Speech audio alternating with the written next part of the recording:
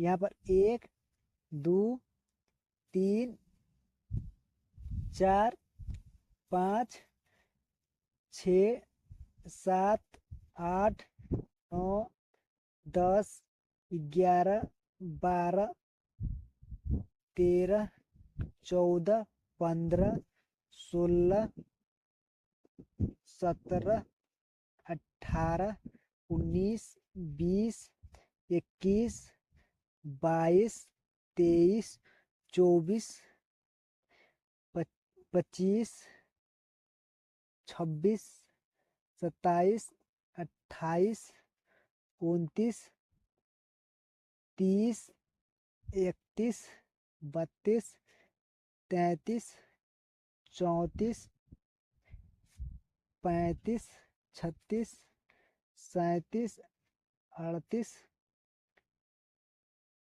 39 40 41 42 43 44 45 46 47 48 49 50।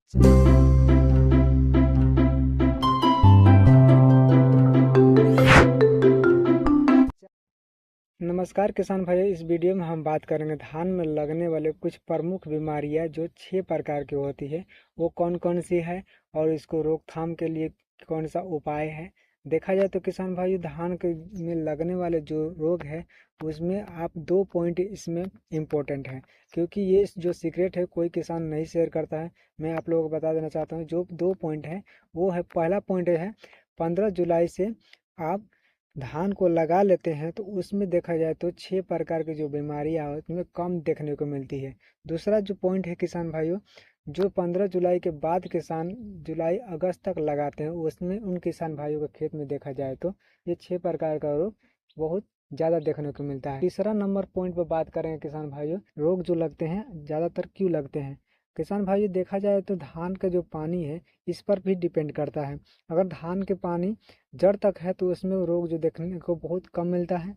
अगर धान की जो जड़ से ऊपर आता है यानी पत्ता तक पानी रहता है उसमें रोग ज़्यादा देखने को मिलता है। किसान भाइयों ये जो 2 पॉइंट है बहुत ही इंपॉर्टेंट है, इन पर आप ध्यान दीजिएगा।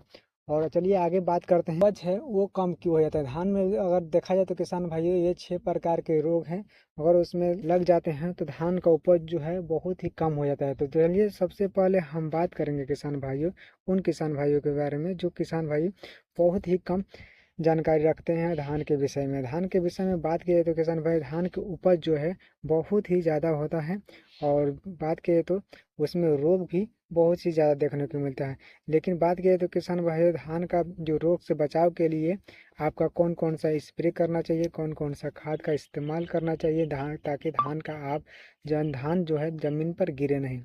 तो चलिए सबसे पहले हम बात करेंगे किसान भाइयों, अभी तक वीडियो को लाइक नहीं किए तो वीडियो को लाइक कर दें, चैनल पर पहली बार आए तो चैनल को सब्सक्राइब करके बगल वाला घंटा को ऑन करना ना भूलें, और इस वीडियो को ज़्यादा से ज़्यादा किसान भाइयों तक शेयर करें।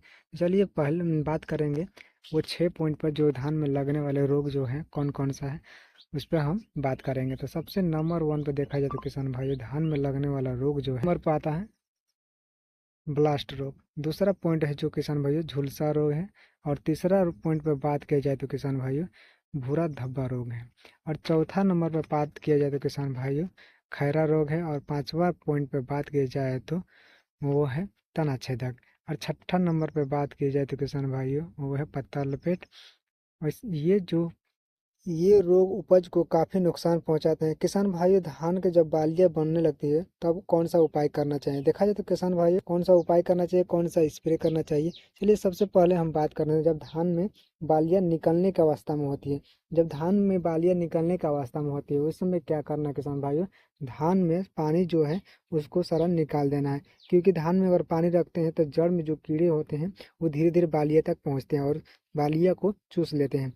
और जो पानी अगर हम धान का खेत में पानी निकाल देते हैं उस समय क्या होता है, जो हमारी मिट्टी होती है धीरे धीरे टाइट होने लगती है और जो कीटाणु होते हैं जड़ में वो धीरे धीरे मर जाते हैं। तो किसान भाइयों अब आगे बात स्प्रे करने का। जब धान में लगभग 30 से 40% बालियाँ निकलने लगती है तो उस समय स्प्रे जी बायो होमिक मैं स्प्रे बराबर करते आ रहा हूँ। उसमें एक दवा है जिसमें आपका 3 प्रकार का काम होता है। ये 100 ml का लिक्विड है।